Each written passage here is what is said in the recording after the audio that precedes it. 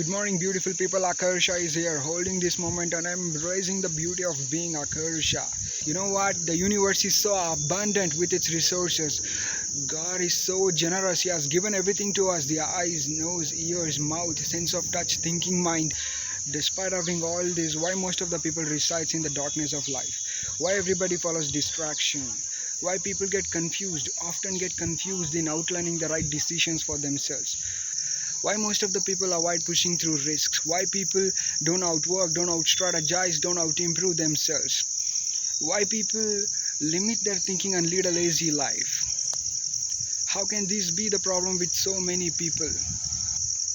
It seems like a lot of people do not pay much attention to their own personal life. When I say you're not paying much attention to your personal life, what does this mean to you, by the way? Let me elaborate you this way.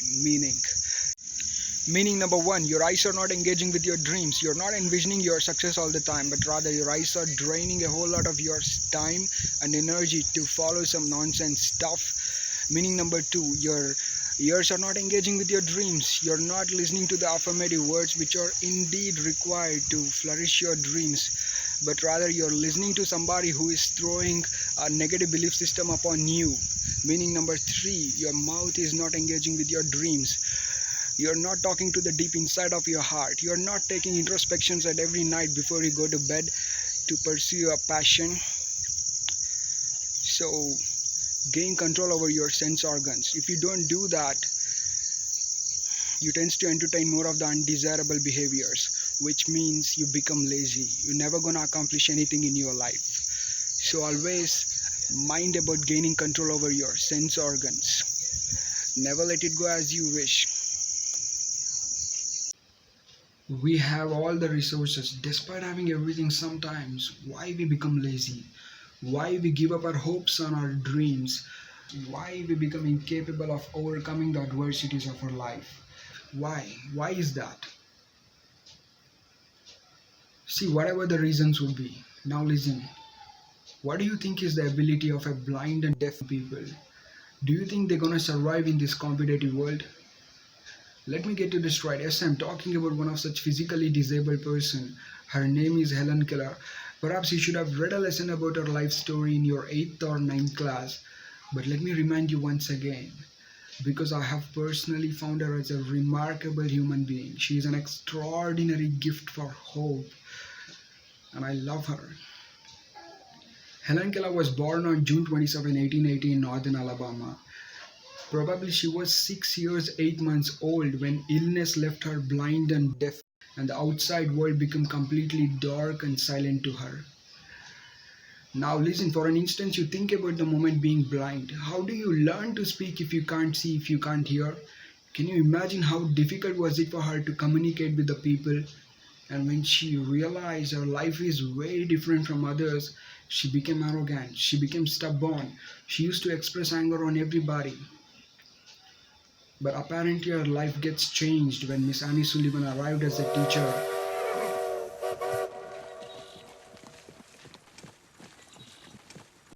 Unlike others who kept scolding for her disabilities, Miss Annie Sullivan was very lovable and very kind to Helen. I'd have to teach her language first. Language? If she doesn't know words, how could you know why you want her to sit still? Miss Sullivan, perhaps you were misled as to Helen's condition. She can neither see nor hear. But if it is her senses that are impaired and not her mind, she must have language. Language is more important to the mind than light is to the eye. But how will you teach her if you can't talk to her? Anyway, I can. Talking about Miss Annie Sullivan, she was a great teacher. She was an extraordinary gift for patients. And the even most interesting fact about this woman is she became Helen's lifelong companion to help her communicate with the world. And only for this reason, this amazing woman, this teacher had spent her entire life living with her student. How great is that, isn't it? And the most surprising fact is, how did Miss Annie Sullivan teach Helen Keller to understand the conversation and to respond to it? How did she manage to do this task when Helen Keller herself can't able to see, can't able to listen? Perhaps this had been the most challenging task to Miss Annie Sullivan, but she relentlessly succeeded in doing so. You know what she did?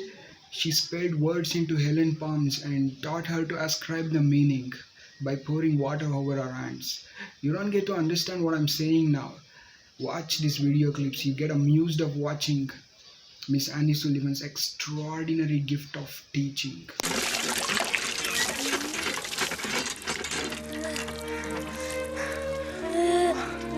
Sure. Yes. Water. It has a name. Water. Yes. Yes. Yes. Yes. Yes. Yes. Water. How cool was that? Following this breakthrough, she never felt defeated. Instead, she became a powerful driving force for the disabled rights. She loved nature. She loved to be with the trees, animals, birds, flowers. Despite her physical disability, she always enthused to learn something new.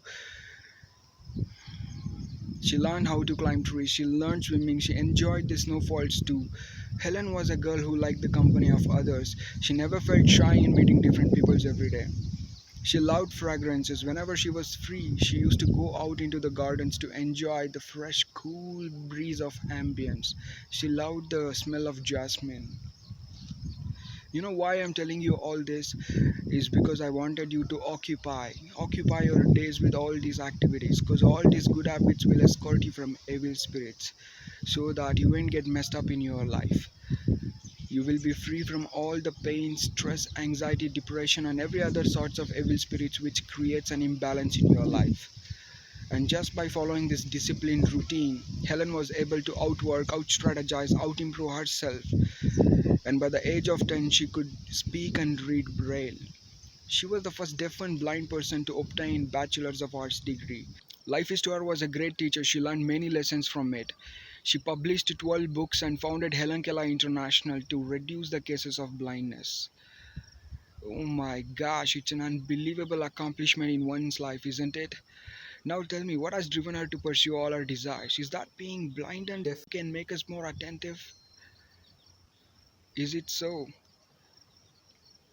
Let me tell you here something. For an instant, you think of yourself being blind from the world's perspective. You don't get to see anything, but only by the means of your positive belief system, your mind can gain the vision of your success. It just takes a little efforts from you. If you have worked on it, if you have become patiently aggressive over gaining experiences, just a few days of experience being blind, few days of experience being dumb, few days of experience being deaf can teach you a whole lot of interpersonal skills which are unknown to the world. Now, thinking about ourselves, we have all the sense organs in working fine condition. Despite having everything in us, why we don't outwork, why we don't out-strategize, why we don't out-improve ourselves like Helen Keller, why we don't do that, why we always die of boredom, die of procrastination. Listen, you will get the solutions for all these confusions. Just think about what happens if you restrict your mind to receive only the affirmative words. What happens? These words ain't gonna stay quiet in your mind. They becomes the belief system, and when you reinforce your belief system more positively, nobody, no entity in the world gonna stop you from accomplishing your dreams. You will be driven by the positive storm. Think about the results. What happens if you restrict your eyes only to envision your success all the time?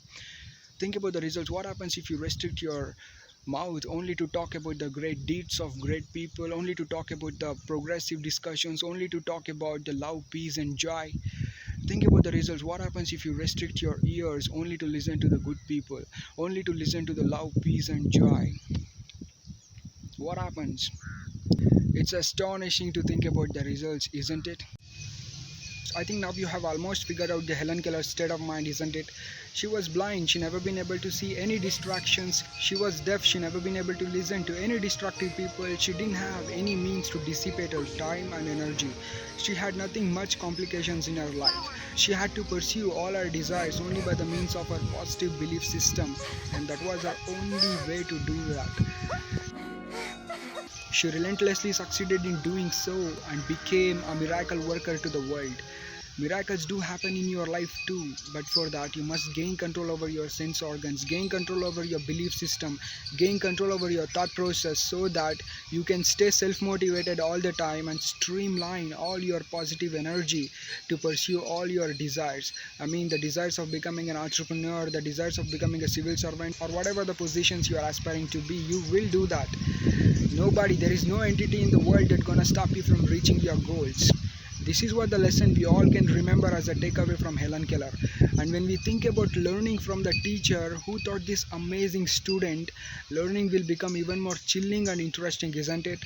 Because tell me, who can teach to somebody who is deaf and blind, who can never been able to read a text, who can never been able to listen to anybody but Miss Annie Sullivan, a godly teacher who had an extraordinary gift of teaching. She spelled words into Helen Keller palms and spent her entire life by spelling word on her palm to make her memorize each words what we use daily. Helen Keller learned word by word like that, and guess what happened? She had written 12 books, Jude. It's an unbelievable accomplishment in one's life, isn't it? I got really surprised to see both of them as an extraordinary gift of hope and patience. That's what driven them to the peak. This is the one legendary story which portrays a great relationship between a student and teacher that we all must respect, we all must remember, we all must feel privileged to pass it across to everybody. Teacher.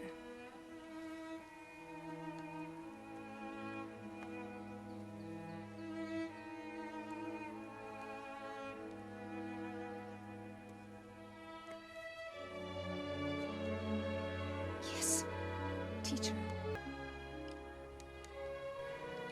I love Helen so much. So much.